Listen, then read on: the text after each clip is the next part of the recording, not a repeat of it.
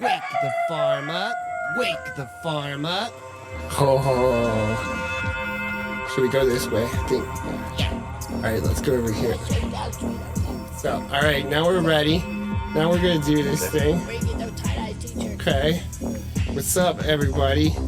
How you doing? So I once went by the permaculture infused, like with my art, and I had once gone by the perma artist, and that was like one of my little like flows and directions that I went, and was always inspired by art as I mixed permaculture principles into my art. And being amongst people and things of that nature is such a part of it, and it's been really cool to walk this forest path. And art's been an important part of humanity since ever we walked in the forest, and that shifting and morphing elements of the earth into shapes that inspire and recreate our experience of space. So our friend Paul Kuhn here is with us today from 12 Limbs Art Studio. Yeah, this elf here admires his playful mirth and ability to create reality-changing feels from his artworks, being built in the heart of music festivals and events. Over the years, we've woven our stories together in ways that are quite magical and factual. And yeah, I'm excited to welcome up here today, everybody. This is Paul Kuhn. Let's go. Well, hello. Thank you Ande. Thank you so much for inviting me on. It's a pleasure. It's an absolute pleasure to be here. Yeah, appreciate it. So man, like we've woven some adventures. I mean, I just have to go into one mystical forest adventure. It was at summer camp. There's this frog up on top of this mushroom. Check it out, this dirt wire. Got turbulence there coming through on this. And, I'm on top of this mushroom, and all I can do is just admire its cute, whimsical face and the way that it's moving. And all of a sudden, my new friend I just met, Paul, he comes up and he's like, check it out, look at it. And all of a sudden he hits this little button in his hand, and it starts hazing from the little frog's pipe.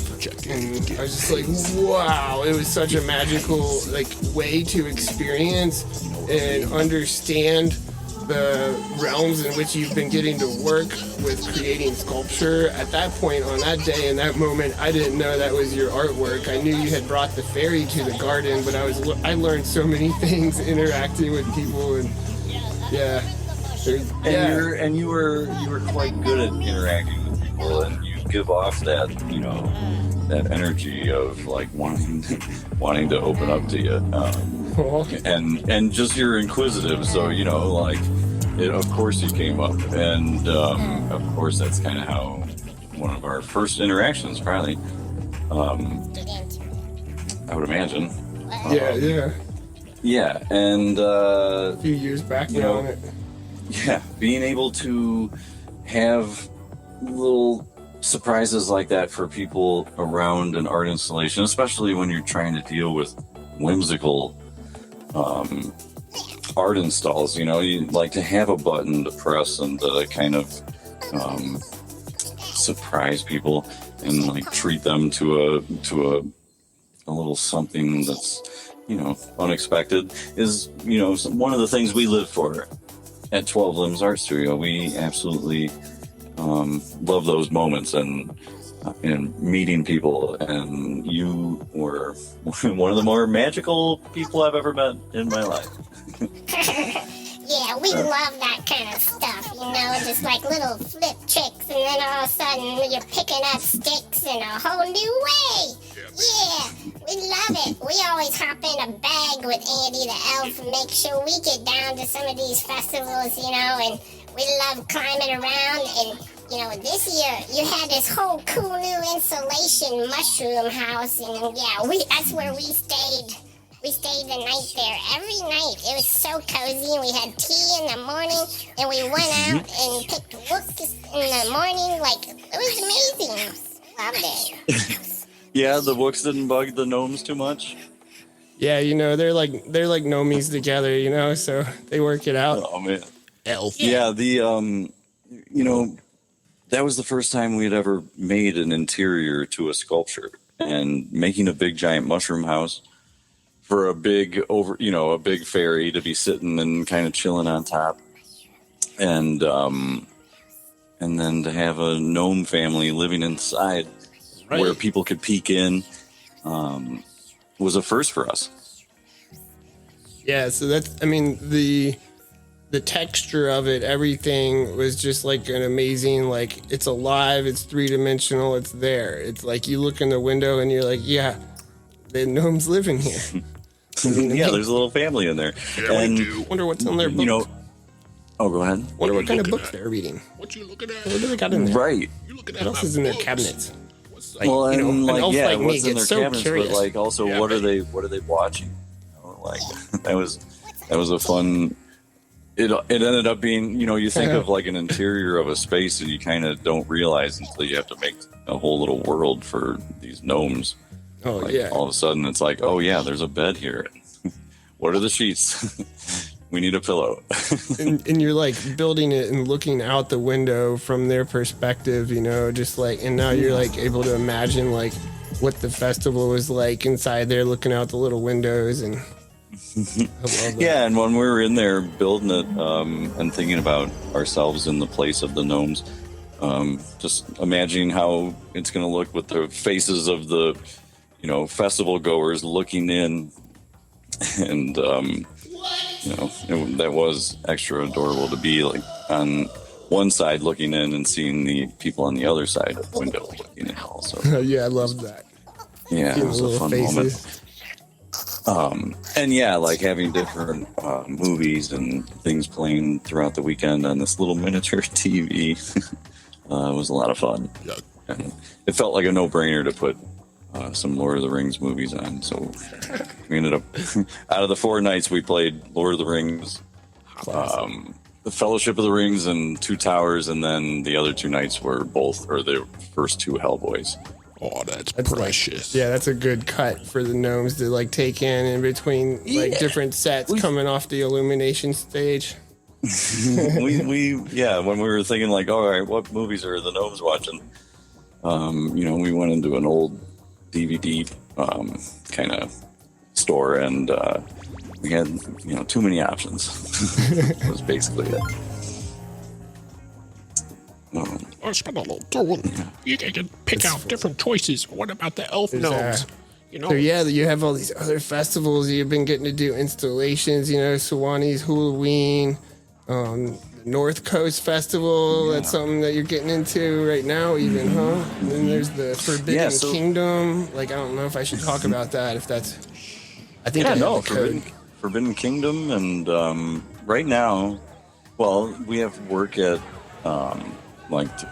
chronologically throughout the year. It's SolShine, presented by Summer Camp, and then Forbidden Kingdom, and then we have stuff at Electric Forest still, and then North Coast, and then a small event. We started doing the small event up in my hometown in Naperville, and it's around Halloween, and my dear friend Luke, who works on all my projects with me, he kind of spearheads that and stays local up here, and I go down to Hulaween each year and work down there. And then Hulaween is kind of the last festival of the year at the end of October into November, and then winter's kind of like a get ready for next year.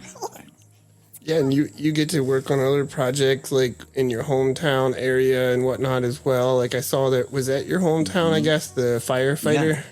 The firefighter memorial and the railroad memorial was the first one, and I did that one back in 2014. And it was like the 10-year anniversary of that memorial being, out in the elements for the past 10 years right there on the train platform. And yeah, that was really, that railroad memorial was the thing that was the sculpture that kind of pushed me into the full-time artist capacity.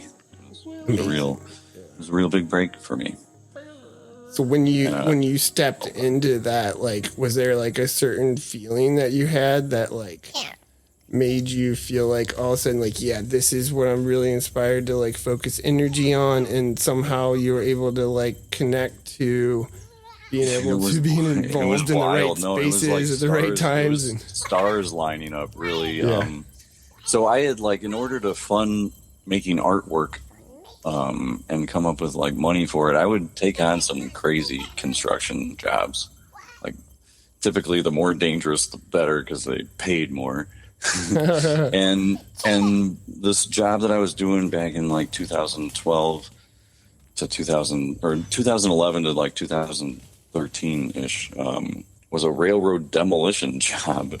And we would travel the country, like cutting up rail cars, a locomotive, pulling up and cutting up railroad track and all sorts of stuff. And so we were cutting vast amounts of steel, and I was getting really good at cutting steel. And I had never welded anything, and I was a painter. I was a struggling like mural painter and like portrait painter is kind of like what I was doing. I was building canvases and freshly moved into a art studio space with my dad, but I was not welding or making sculptures in any way. And learning how to cut steel at this railroad job. And I made my first sculpture was this big giant guy, and it made it right into the local Naperville newspaper. And, giant. Right at that time, right in that time and space, this committee was trying to find an artist to make a railroad memorial. And so here this local paper had a headline saying like local Naperville artist makes giant garden sculpture out of recycled railroad components. Whoa.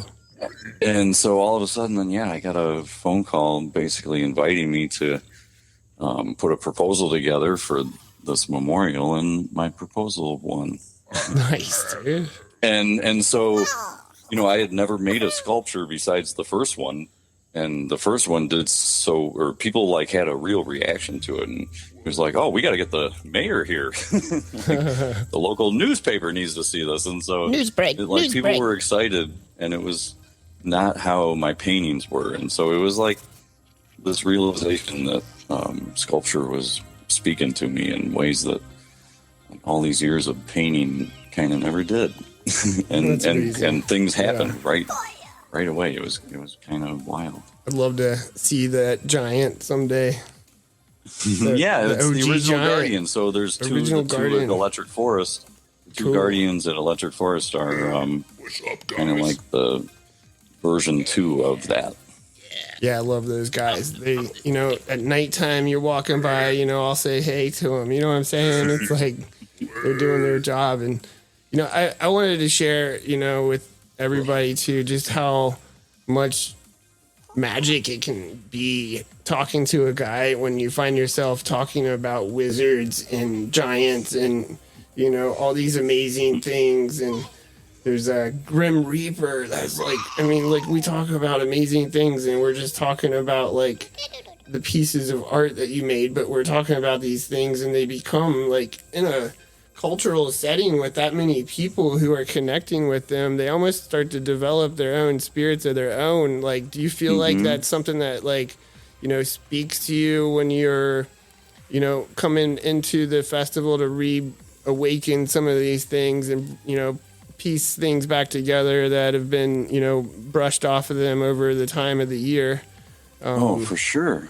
That's like one of those feelings when you come back to a piece and or pieces and you see them like in storage and you're like, you kind of dust them off, or they get brought out of wherever they've been hiding, or even the ones that stay out all year, you kind of like come up on them and you get flooded with memories and just like the amount of people that you interact with and have like these amazing interactions with throughout the years, like that all just kind of accumulates on itself, and flooded memories come back every time without a doubt.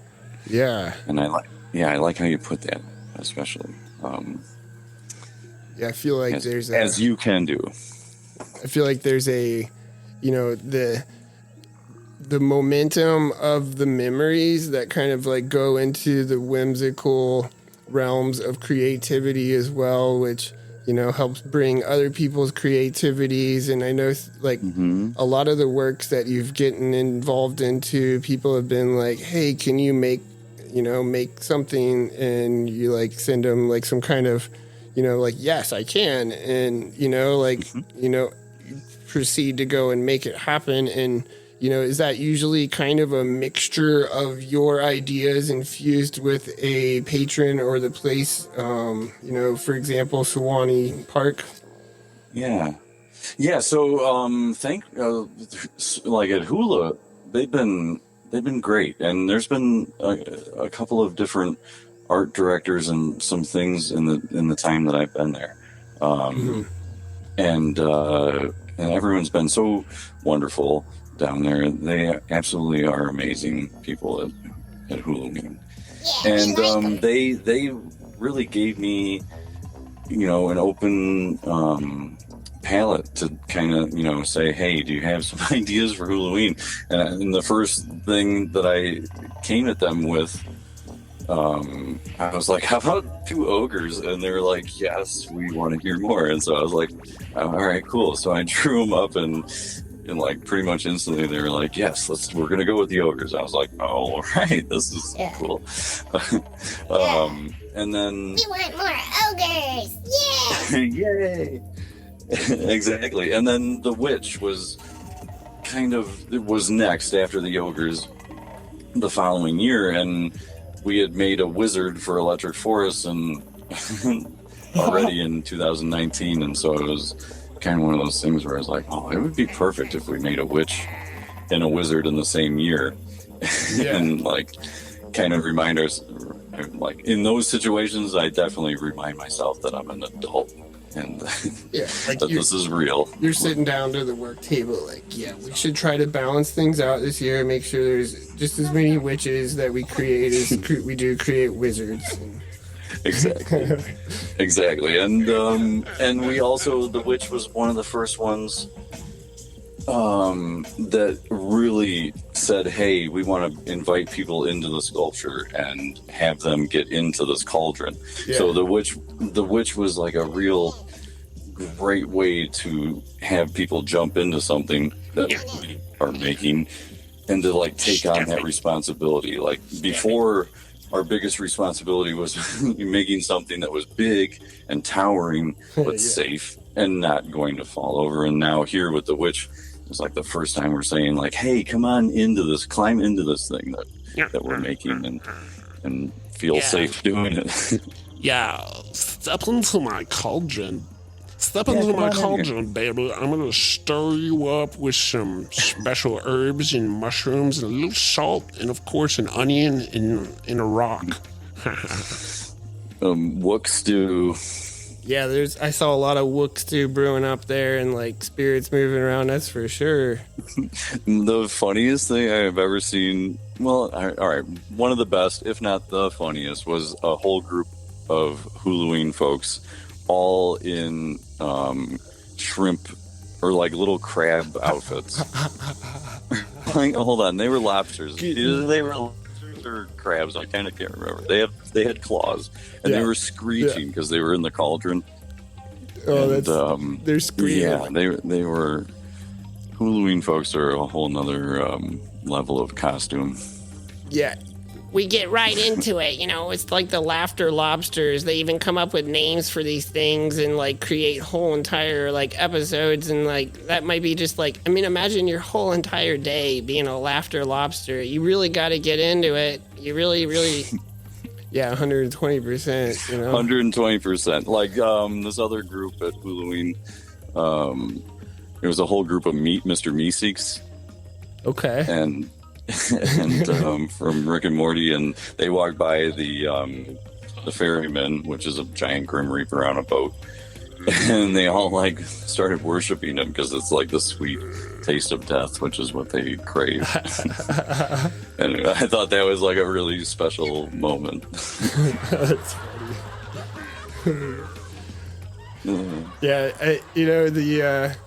the Reaper there too at Hulaween with her, like, he paddling out, and like in the evening when there's like that first fog starts rolling over and you see people sitting in it, it looks like taking them there, like, you ready for this?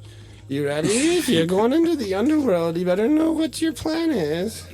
Here we go. We're going. Do you know what the technical name for those, for like the ferryman, is? Like a type of entity, and they have like this really wild name, and it's called a psychopomp. Psychopomp? Psychopomp, yeah, P-O-M-P. And so like there's other types of psychopomps out there, and it's basically like a spirit that guides you across to the other plane. And I'm like stumbling. I can't think of like another psychopath, but the Grim Reaper is a psychopath. The ferryman, which kind of looks like and resembles the Grim Reaper in our case, is like another one. And yeah, what is up with those guys anyway, with their like cool hoods and like walking around with like the Reaper blade, like, they don't even have skin like, hey, sometimes. bud, chill out a little. I know, like, it's like, hey, like, it's cool, we're like, that's where I try to get like level with them, like, yeah, I got bones too, like, check like, out. do you like the color yellow? Are you ever out in like rain? Could you imagine like a Grim Reaper ferryman with like a big yellow raincoat? I mean, at Hulaween, I could see the Grim Reaper showing up there and be like, yeah, I'm gonna wear my Gordon fisherman raincoat. It's got like orange dots on it or something, just to get crazy. Extra polka dotty. Yeah. I like that. Yeah. Soften this image a little bit. Yeah, so I often think of some of these whimsical events where people gather in this way to be places where, creatures from the other side probably are showing up and walking along with us there, and like aliens from other planets, and people that are moving through time in reverse. I mean, that's amazing to think about, but I mean, it's a wonderful place, and we all like need a place to gather with people, and it's definitely a transient crossroad of time and space where we can kind of do that and be with those people. And even if they were like from another galaxy, it's just like we're getting to have fun dancing and walking around and being whimsical, and hey, let's go play and jump in that cauldron and be some soup. Right. Let's go be soup right now. Yes, I will be a potato floating around in here. Ooh, I'm ready. Yeah. Dug it up with a little bit of onions.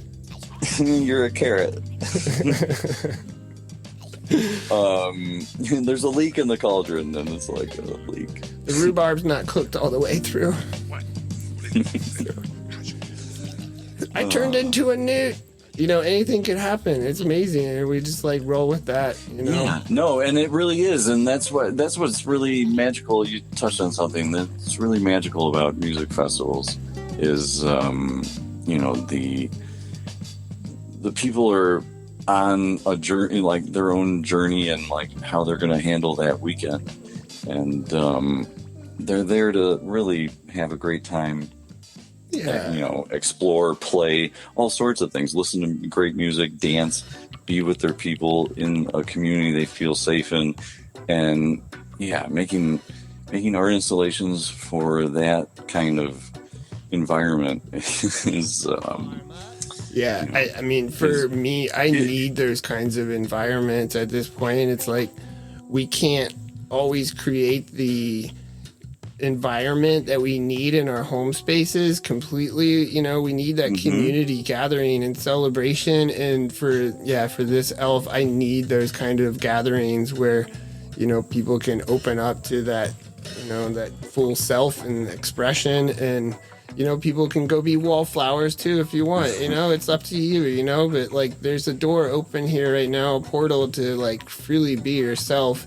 And sure, we all have to have some filters in that, I guess.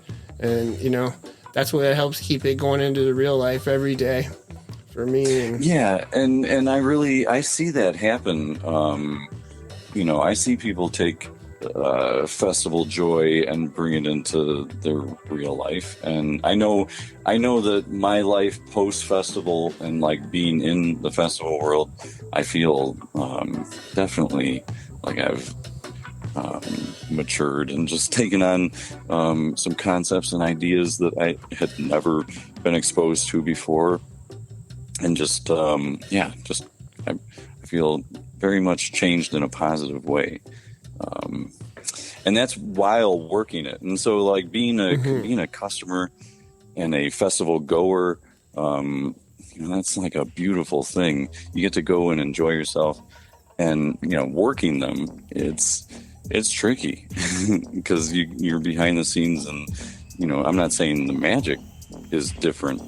It's different the magic is there. It's in a different way because you have it's like being behind the scenes of a horror movie. I'm sure it's not so scary when everyone's like, cut.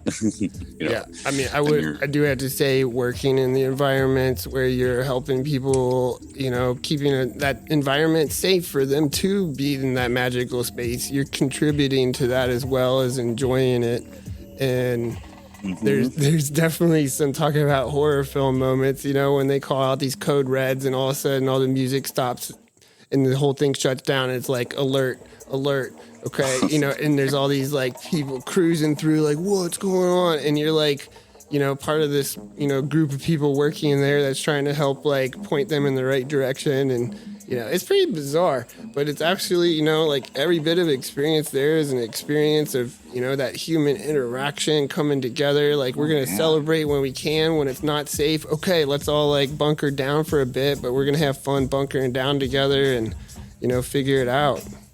And that same kind of, positivity during hardship kind of comes through during the production and getting everything show ready. It's amazing in the last like few days of a build before the doors open, and just kind of how much stuff happens and how much teamwork happens and give and take and ideas flowing. It's definitely like a pressure cooker, but there's people that just thrive in that, and there's people that you see over the years get better at it, and like just kind of you like you so look at you time, like kind of look learn, at you right? Look at you like just ladies and gentlemen, boys and girls and everyone, Farm up. This guy like he's been growing into this stuff, and he's got the fairy, the wizard, the trolls, the elephant, the frog, the mushroom house, the witches, the grim reapers, the base bot, you know what I'm saying? Like that's like this whole other world that like you tapped into there, and who knows, like I heard there's like a slight chance that there might be some sort of like spaceship kind of thing happening. Extraterrestrial, there's definitely gonna be an alien on our horizon here coming up, and I can't. We're working on it like as we speak, and we're really excited about it, and it's another first for us. So we tend to, no matter what, we're a character based art studio, right? Like whimsical characters are definitely things that are what we gravitate towards, and like magical whimsical beings and creatures. And I don't know why me and Luke love posing things, and like, ooh, how are the bones going to be in this? And so we're working on this alien right now, and coming up with like these weirdly hinged legs because we're trying to come up with some otherworldly movement from it. Exactly, try and come up with the character that isn't necessarily human, but like get into some nerdy things about like how does the leg bend and what muscles are there. Yeah, that's so cool. Like, what would it taste like? Is this like a super suit / skin? Like, and then you start asking yourself like, okay, well, should we make a naked alien, or should we like put them in like a skin tight suit, or should it be like so technology forward that we don't know where his skin starts and where his suit ends. It's like you don't even know if it's a he or a she or anything. It's just like, definitely not, we recognize that it's an alien though, and it's like, it's naked. Whoa. Yeah, maybe. Or is it? Like, we don't technically know. I think statistics show that like 12 out of 98 people will say that it's naked. The rest of them won't.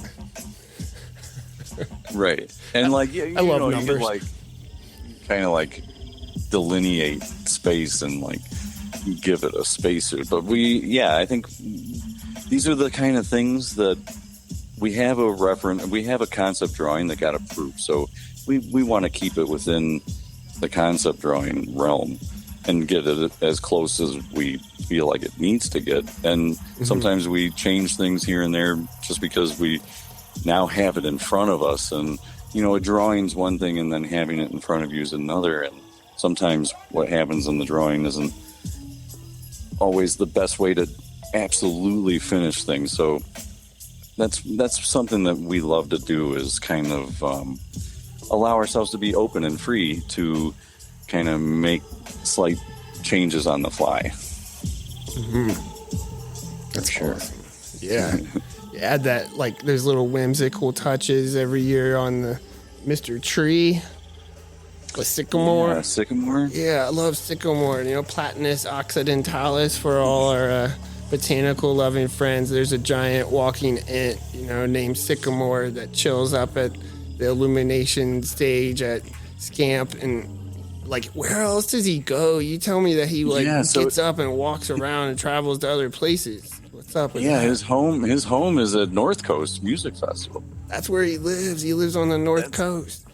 Yeah, he lives right on the south side of Chicago and in a soccer stadium, which is super cool. Oh, that's amazing. He likes watching soccer. He does, yeah. That's and cool. So he hangs out there with the base spot. The base spot hangs out at the soccer stadium all year long too. And then we, wake them up. Sycamore, we wake up and he goes to summer camp. Like his yearly, like, hey bud, time to go to summer camp. Yeah, we go He's camping. Like, oh, Mom, are you sure? Yeah, and gets like a little world all over him. Like, oh, are you serious? All right, I guess I gotta go to summer camp. I'll get up and we'll go camping with, he gets his little 1 year Wook trip out of, and then he's like, all right, now I gotta go back to juggling soccer balls and stuff. But he still has like a backpack that his mom like packed for him. Like his mom tucks in his bark. His bark.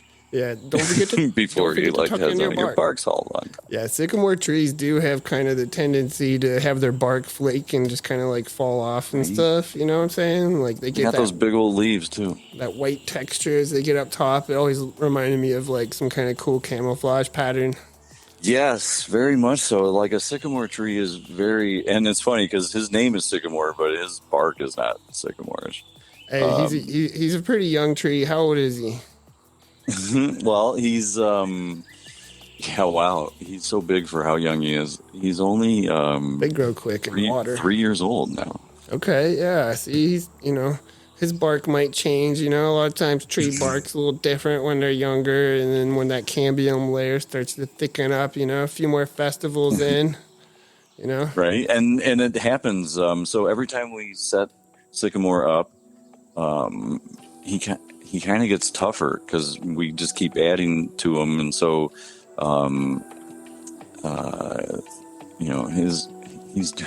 he's thriving, I guess I should say, and he's one of those projects where we took some chances on the design and said, okay, we trust people here to not just go ahead and climb on this guy. Yeah, and I think, and so we're like, okay. We really think we designed this to not be super like, hey, I should climb on this. It's more like, ooh, that's too big a step. This doesn't feel right. And we try and work that into our projects. And so Sycamore was no different. But it was a little bit because it was like, okay, well, we were trusting people to not climb all over them.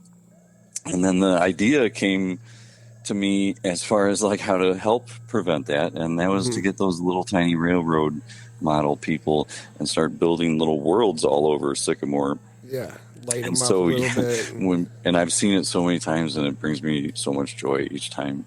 I'll see someone and it'll look like they want to climb it, and they'll get like super close and get all up on it fast, and then boom, right before they like go to climb up it, they see this little miniature civilization, And then they're there for like his legs or something, or on his lap, and like it dawns on them that they're going to be Godzilla, Right. and no one wants to be Godzilla, and so it kind of these little tiny, like 2 centimeter tall people are holding it down. That's amazing. It's like I imagine a lot of people run up there. They're like excited to climb on it. Then they see the little world, and they're just like, stop. And, start looking and then, into it. and they go from maybe thinking about climbing to, I should get my phone out and like take some pictures of this little world, and it's a lot of fun to like get your camera like really close on these little tiny people, and then to like kind of back up, and the little people just disappear. And I say little people, but they're all sorts of like little animals and things. We typically bring a bunch and also pass them out for people so that they can put their little person in a little nook and cranny somewhere, and kind of keep tabs on them all weekend and move them around. People have a lot of fun with that. That's so cool. Yeah, maybe Sycamore might want like another tree friend, a lady tree friend to hang out with or something. I don't know. It would be so cool. Yes, we my buddy Luke was dabbling in making, not just dabbling, he did it. He made a small version of a sycamore. So, and he named it Sycaless. That's cool. And I was like, Sycaless, that's perfect. Sycamore, and Sycaless. there is a little one, but definitely. So like I don't know, like you can imagine I have some plant experience, and I used to give people clues. I still do it, when it comes up. I haven't thought of it in a bit, but I give people clues by telling them a clue that is actually kind of more on the opposite of what it is.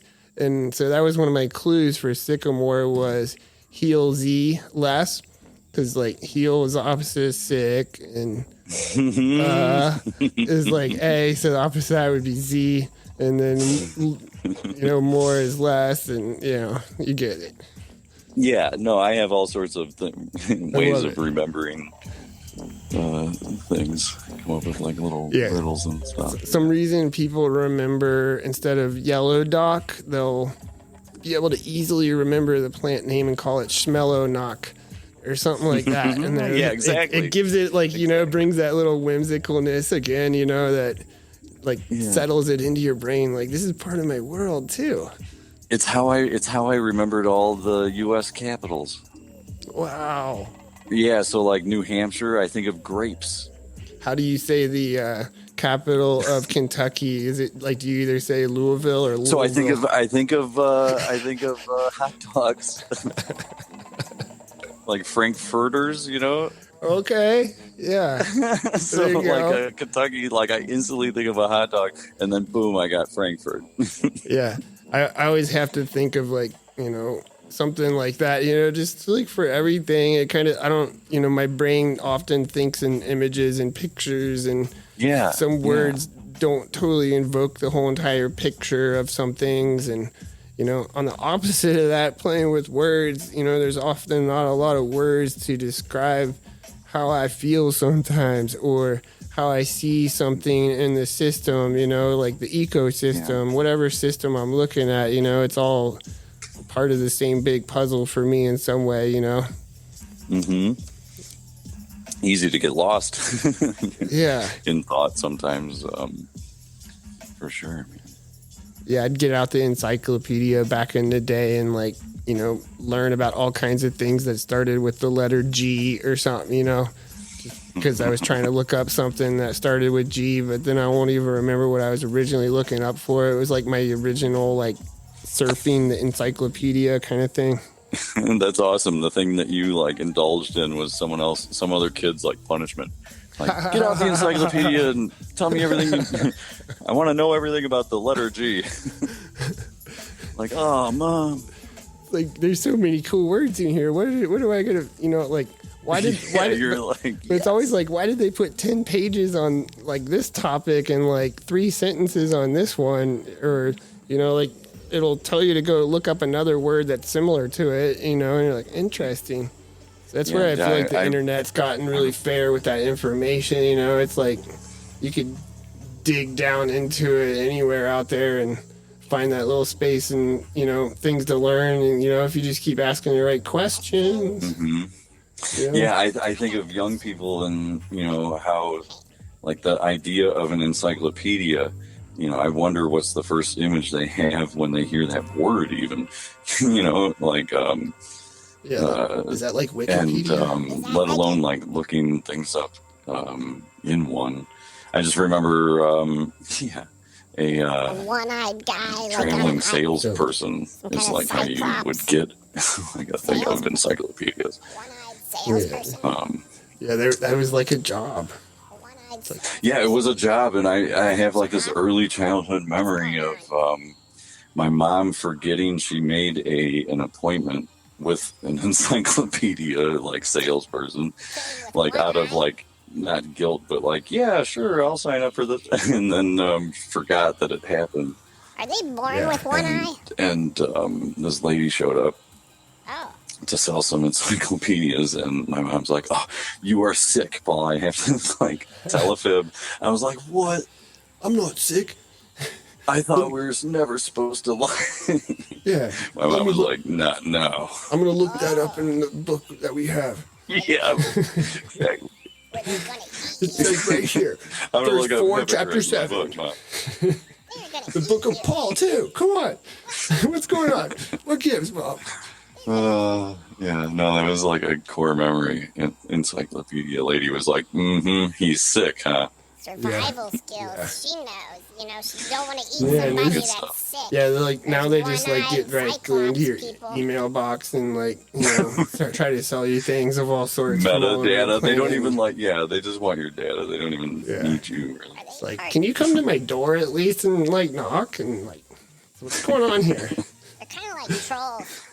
So if I don't want to invite a bunch of people to come to my house on them, just like for the record, I just have to state that right now. But not very that's trying to sell. No elf was.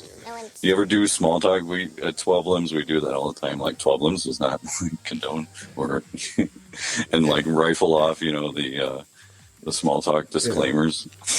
We love like elves do not of all sorts. We promote like going door to door trying to sell things, but it is good to reach out to your neighbors and connect with people in real life, and there's good porches to say hi to people and they're hanging out on their porch and like step up on it and I just saw the sweetest viral video of these two elderly men walking up to a door, and the one says to the other, what's that sign say? And it says, "Please, no soliciting." And the one guy, they both look so sad after hearing it, and he goes, "Oh, they said it so nicely." And like, they both turned around like sad but acknowledging someone else's boundaries, and it was all caught on like a Ring camera, and it was beautiful. Oh, they said wholesome AF. I love that. Yeah. It says, "Please, no soliciting." Please, just like, come on. So polite. And it sounded like they were Southern. I don't know. It was a beautiful moment.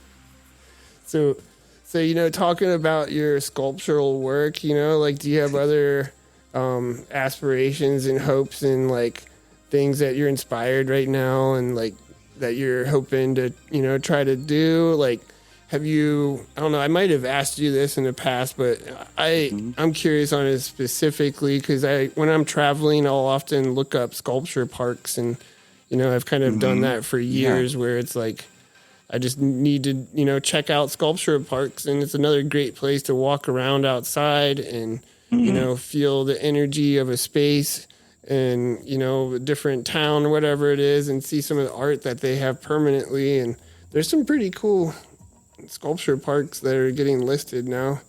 Oh yeah, for sure. And I mean, yeah, they have them all over, and like, arboretums are doing special art things all the time. And I mean, there's some people are really realizing just how how many people resonate and love walking and going on an adventure and finding like a big art thing, or not even big, but just like, outdoor art.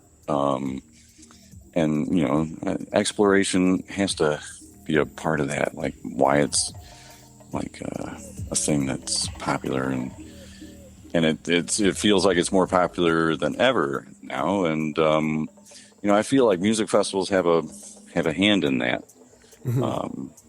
And it's like no coincidence that music festival folks also have artwork at those kind of parks.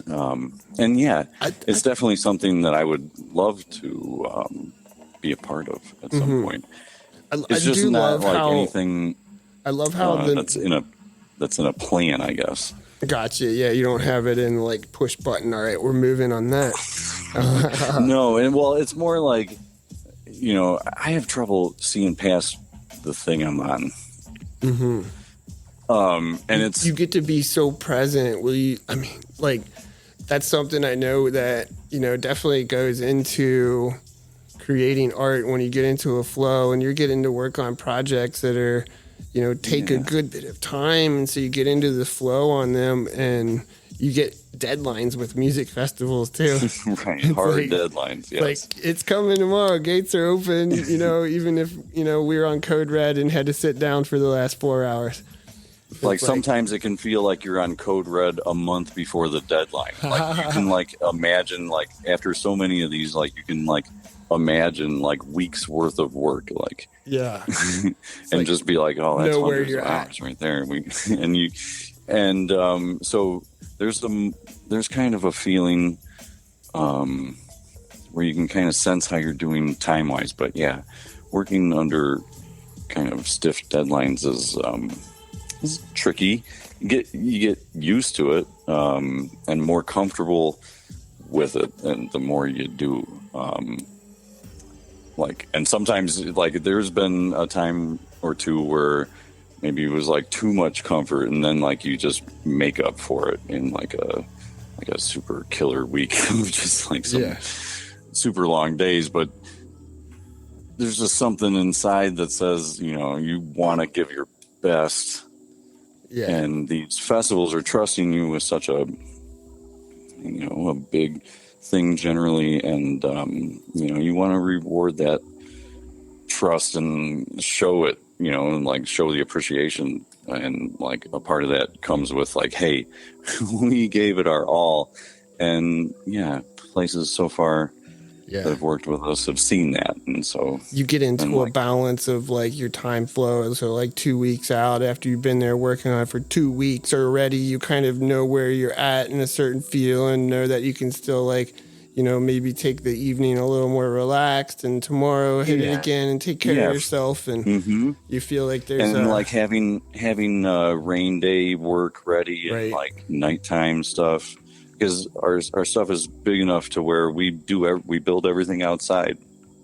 Yeah. And so if everything's getting built outside, it kind of has to revolve around the weather. And so there's things that we can do to kind of mitigate rain. But if rain's coming, we just make sure that we have like hundreds of hours of indoor rain type of work to do, so some kind of thing that you can fabricate sure that goes into it later. It's like like we're going to make this one certain step, and then like get it fabricated under a tent or under a roof, and then be able to have it ready to like go at the next or point. Like not get tempted to work on something that could be done at a rain time. So like sometimes we'll catch ourselves like working on something that could be like a nighttime or a rain time thing, and like just making sure that you have that kind of work to do and not like skipping steps. And so like if we like did everything and had all of a sudden a rain day, and all of our rain day stuff is kind of done, but our outside stuff is what we need to work on, then we try and plan everything kind of according to that, and we just kind of have a good sense of, oh man, we really need to crank it up a notch as far as like how long the day is, how hard the day is. We pretty much, we're coming up on, I bet next year we hit art installation number 20 for music festivals. That's awesome. And I want to kind of speak into a couple of things. Like, I know you've mentioned we a few times, and you've mentioned Luke. Will you share a little bit about Luke with us? Yeah, of course. Your guys' partnership. Of course. So yeah, like so me and my dad moved into this space on my family's property, and that became 12 Limbs Art Studio. And over the years, I developed this really amazing friendship with my dear friend Luke Salveson, and he's not on social media, so like it becomes difficult sometimes to know when to say shout outs and stuff when people aren't hearing it. Yeah, I feel you. But really, like it's amazing how much his input and his art is entwined to 12 Limbs, and the name 12 Limbs comes from like me only having 4 limbs, and it's about teamwork. So it takes more than just one person to make the magic happen. And so if there was 12 limbs as far as like a core team, it would be me, my dad, and Luke. And me and Luke every day on all pretty much all of the festival sculptures that have come out of 12 Limbs have been from the two of us working together. That's awesome. Yeah. I know, even like speaking of different shout outs and stuff, that we would probably be here all day if you and I started shouting out all the amazing people that we love and adore. So shout out to all the amazing people we love and adore. All of them. All of them, It's but yeah, Luke, being 4 limbs I love the story and the poetics and the imagery I have in my head of that, you guys working together and creating things. And I love that you're working with your dad as well. Like, tell us a little bit of how that experience is. Yeah. And so he's been to my dad's been to 3 Hulaweens and 2 Electric Forests. And there was a point like early on when he was, he had like a window I felt like that was perfect for him. And now he's 72, and just like I'm not sure, if being on a build team is, A, what he wants to do, or B, like what he kind of should be taxing himself with, like long builds and the stress of building and all that. But the years, right. I would say like from 2018 to 2021, it was magical having him with us at the festival and helping. But he helps every day here at the shop in some way, and to hang out in the same shop with your dad every day is pretty amazing. Love that. And I'm super thankful for it. And it I try not to let it go over my head. I'll catch myself being like, oh shucks, this is sweet and wholesome, and yeah, it's sweet to hear. I'm gonna cherish this. Yeah, I like that multi-generational, especially bring it into the tree kind of concept. And yeah, and he's a talented woodworker and just overall handy, and just he fits right in to what we're trying to do as far as getting a project done. And then Luke, when we're making all the artsy decisions, we do them kind of together as a hey, what do you think of this? Oh, I like it. What do you think of this? Ooh, I like that. And so we're just bouncing ideas off each other all day and kind of giggling. The other day we were kind of saying should we be giggling at work this much? Yeah. It's yeah, can we let's start counting our stern faces too. Right. Does it count as work if we're giggling? Yeah. I mean, it should. Yeah. I mean, really, they've kind of conditioned a lot of us to think that work's supposed to be something that we don't enjoy and we clock out of and then go do something we enjoy. And, you know, some of us are able to find that balance of, like, you know, finding fun things to do while, you know, we're being employed in our, you know, sharing our service, our, you know, joy with the world. And, you know, the world sees it and values it and shines back at you. That's awesome. You know, it really is. It really is. And the world can also feel like this place that doesn't want you to be an artist. and there's like all these things that'll kind of chip away at your ability to make art. And sometimes it feels like, you know, it's a battle to keep at it and to keep making things happen. And then you're right. There's other times where it is noticed and reflected upon, and, you know, and you get back all that you put in, and yeah, it's very fulfilling. And so I've been on a artsy path since I was like in 7th grade. And so since cool. Then I've been trying to be an artist, and that was like a singular kind of goal. I was like one of those kids that had like a goal, and was like, oh, I have bad grades, but I'm gonna make art, so it's all good. Hone in on it, and, you know, just like that was my thing. I just kind of honed in on it all through high school, and then went to art school for college, and then struggled and did the whole struggling artist thing, and still struggling, but way less of a struggle now. I don't think it'd be fair to say I'm struggling, but there's times where it just always feels like one. Yeah, but you got aspirations and hopes and want to get somewhere with it, and sometimes it feels like you're not getting there fast enough, kind of feel, or something like that. Yeah. There's like an instability. There's all sorts of just adult stuff that sucks. Yeah.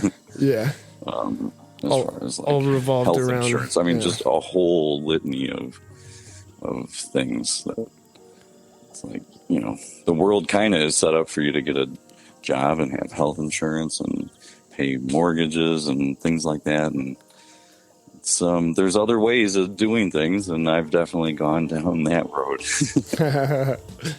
Where you don't do those things.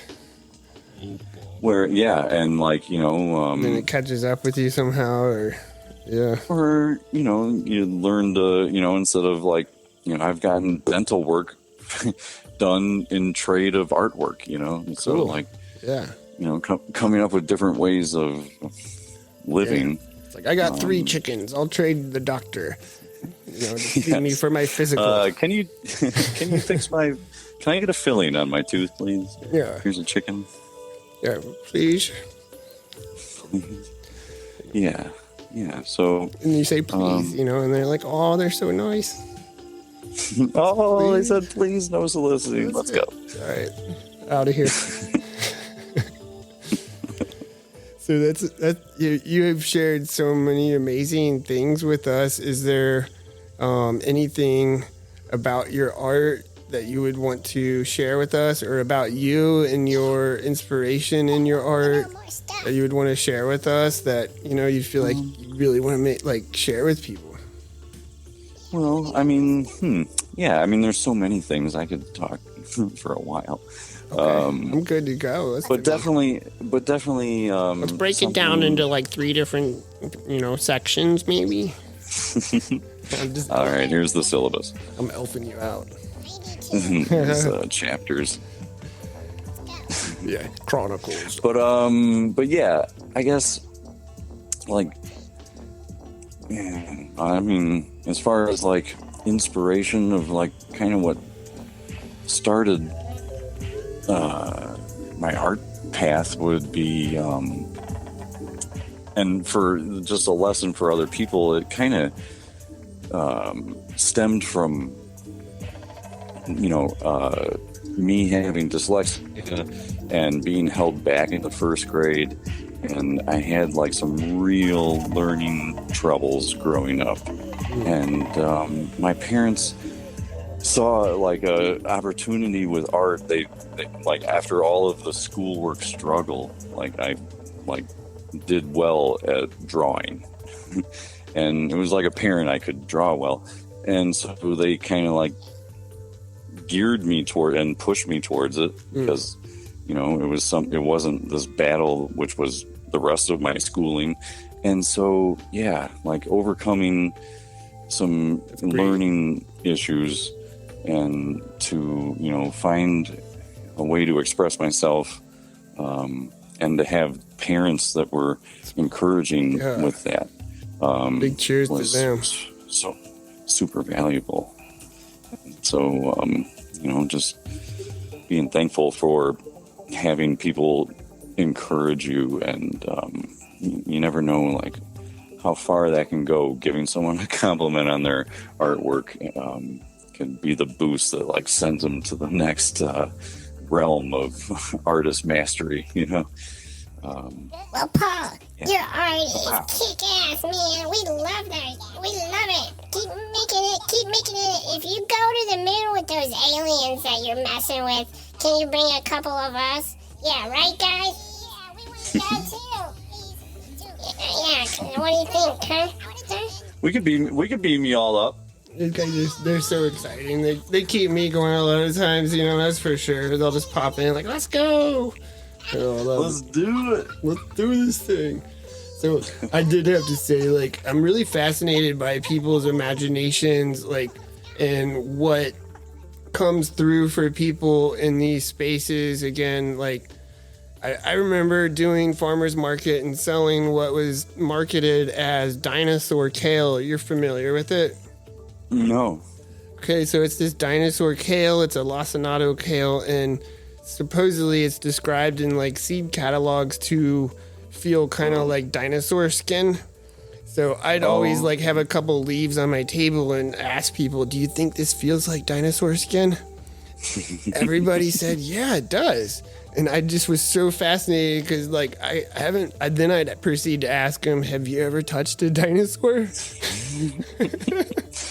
Well, it's how I imagined it. Exactly, and that's like our imaginations, and like like aliens. I imagine they could come in so many forms and ways, and like it really opens up the doors of imagination there. And even talking historically, how people used to connect with spirits in the forest and call them elves or fairies or angels, or there's some really cool other words for apparitions and things like that. It's fascinating, and how aliens are one of those things in our modern time that our modern science, has opened a doorway to our imaginations. Like, yeah, the universe is your imagination still.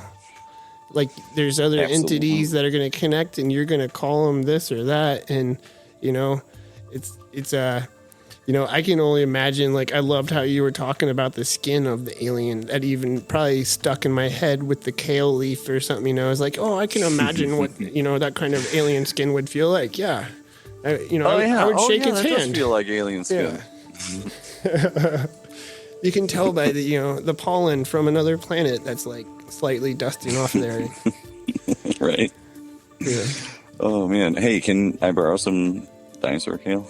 wrap the alien in it. Yeah, that'd be cool if it would like stay good. Within a couple of days it would start looking crusty a little bit. I imagine. Yeah, the sun just baking it. Yeah, we could. Festival goers are like, "What is this?" Maybe we bronze some kale. Speaking of, that's a fascinating thing. Bronzing things. It's like, right? How many statues that are bronze that we see actually have like a person inside of it or something? Oh my god. I don't know. My imagination, the aliens are the elves or something. I don't know. I never even thought of that before, and that's the cool thing, like, is this alien going to be naked, or is it just like that's the way it is, and like people won't think about it too much, Again, like, just depends on like. No. Sometimes we'll fixate and we'll like come up with because when you're responsible for like the aliens' body parts and like clothes and what have you, all of a sudden it's like, oh man, what are we doing here? Right. It's like maybe we shouldn't try and overthink it. It's just an alien. It could be anything. And then as soon as you try and say like, oh, don't overthink it, it's like, okay, all right, let's start thinking about it. You're gonna spend some time thinking about it. Yeah, like let's do the measurements and like, you know, I like what kind of adjective would you maybe describe for what you're thinking on the aliens at this point? Like, I don't know, like here's some examples from the elf. Like you could have like slutty aliens. You could have, you know, like dopey I would aliens. say, you could have angry aliens. You could have ethereal aliens. Yeah.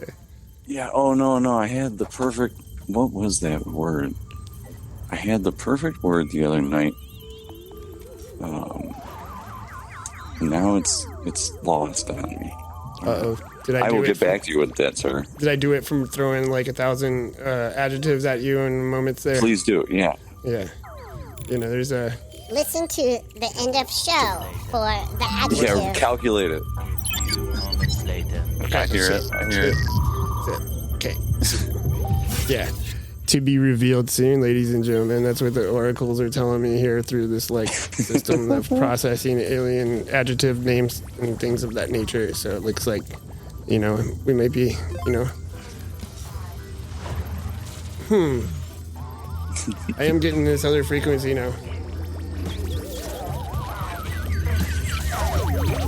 Oh.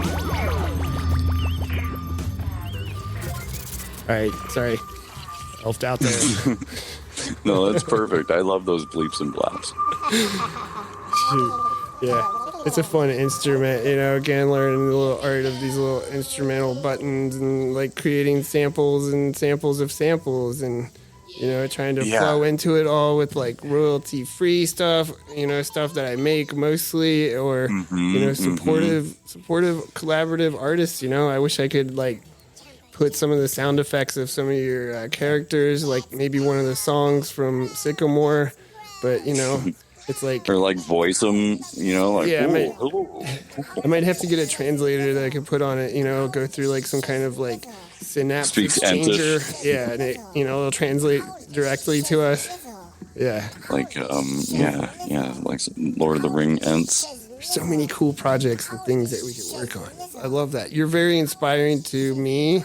You're inspiring to like, I don't know, just like doing that 120% just from seeing you in the build modes and like, you know, a lot of people get really like hyped up, like they're stressing out, but like Paul, you always have this like smile and like you'll let the smile like say like, hey, I'm really focused right now. I love you.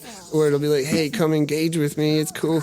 And, you know, that's definitely a language that, you know, is shared in those kinds of environments that, you know, you've definitely helped inspire me in that way. And, you know, look forward to, you know, getting down to some good music again with you sometime. Not long. Heck yes. Oh, I cannot wait. Every time I'm in your presence, I feel a magic in the air. And I love our time spent together, and thank you for the kind words, and you've always left me inspired, and so many people as well, Andy, so thank you very much, and cannot wait to get back out there. I'm not sure when do you think the next time I'm see you? It's a mystery. We're kind of figuring it out and calculating the course and calendars and itineraries and schedules and shenanigans. Yeah, definitely gonna be down Hulaween, baby. Climbing that boat and get cooked into a stew and all the things we do. I mean, the projections on the witch, I mean, even the nighttime, like, it's even hard to explain to anybody, and the videos don't even quite do it. It's, like, amazing being there for real. So, yeah, no, I'll be catching you down there, and, you know, you never know what the course... Yeah, that's only a couple months away. Yeah, it's less than 100 days. I just saw they posted that the other day, you know, so that's exciting. Those countdowns, well, speaking of deadlines and things, those countdowns are always, like, scary. It's like, you know, like, North Coast put out a countdown, I think today or something. It was like, you know, it's not all the time where like the people you hire like give you like post on Instagram like, right, don't forget this is your due date. Pow. Yeah, make sure you stamped. send us your website. Stuff like. Paul, are you almost done with your sculpture? We want to. Can we take pictures of it yet? No. No, and so that's the other thing. Most places, it feels like, the places now trust us enough to, not really ask for progress pictures. Progress pictures are like the worst thing in the world. They're really cool later on, but yeah, I totally get the idea. Like, there's a magical event about to happen, and if everybody's like studying on the internet how it's being built, when they get there, like, you might not get to engage in it quite the same way as when you first discover, like when you open up a present or something, that you had no idea about. Yeah, no, I'm also talking about the people who hire you, and like, they'll be like, so can we see some progress pictures? I'm like, gotcha. I think you're gonna love it. Why don't you come on down here? Grab a golf cart. If you send progress pics, then it's like, well, now I'm going to think about you looking at this thing all day, and like, I wonder how long it's going to take for you to tell me some input, and what if you don't like it? Yeah, I feel it. You're feeling it. Yeah. Is there time to do anything about it? I don't know. So there's been like some cases where I'm like, well, we're not really in a place. The pictures don't, and it's true when we're in the progress of things. Like, there's times where the project looks chaotic and all in pieces, and you can't even see it anyway. And that's typically kind of what I say sometimes, and because it's true, it's like tough to see it until the end, kind of thing. Right.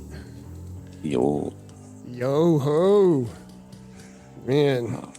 This has been wonderful. Yeah, I appreciate you so much. Appreciate you sharing with us, and like, the elves are stoked. I think they went over there and even started making me some like berry pie or something. It's berry season here.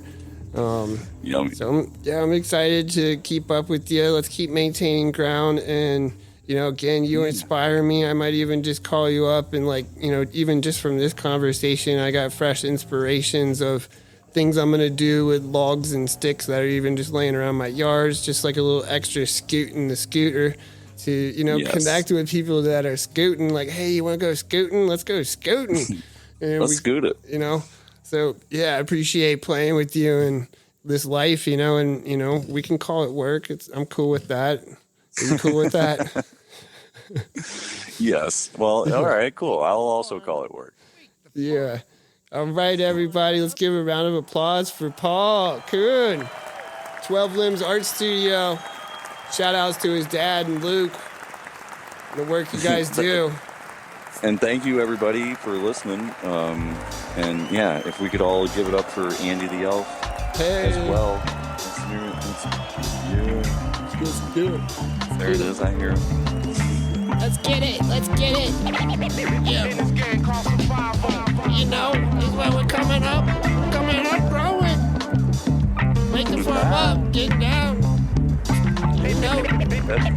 Planting seeds, growing things. Have a whimsical moment. Living in the now. No other way. Hey. Yeah.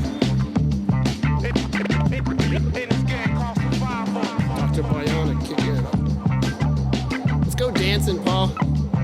I'm dancing. I hope you are. Yeah. Well, let's go check out a couple sets. You know what I'm saying? Here we go. Let's go do it. Whoa, look at that. Who did that? Is it like snooty? Is it like curious about something? Is it like... Yeah, I guess if I gave it an adjective, I'd say inquisitive. Okay, so like maybe like you could go with like some kind of monocle, or... Well, he's like kind of got like a squint. Is he about to start probing? Like it's looking up towards the heavens, and trying it's to kind of it's kind of pondering, like pondering like, how did I end up here? Or where's its fam, and like maybe they're late, like it's calling someone long distance. It's like, why won't they pick up? Like, I sent this fax like a while ago. Yes, exactly. So yeah, I think this alien's on the lookout for something. And yeah, inquisitive would definitely be the word I was looking for. Inquisitive, and yeah, I'm glad we probed into that. We did probe into it. We went to the back door. Yeah. But I learned so many things interacting with people, and yeah. So yeah. And you were quite good at interacting with people, and you give off that, you know, that energy of like wanting to open up to you, and just you're inquisitive. So you know, like, of course you came up. Wake the farm up.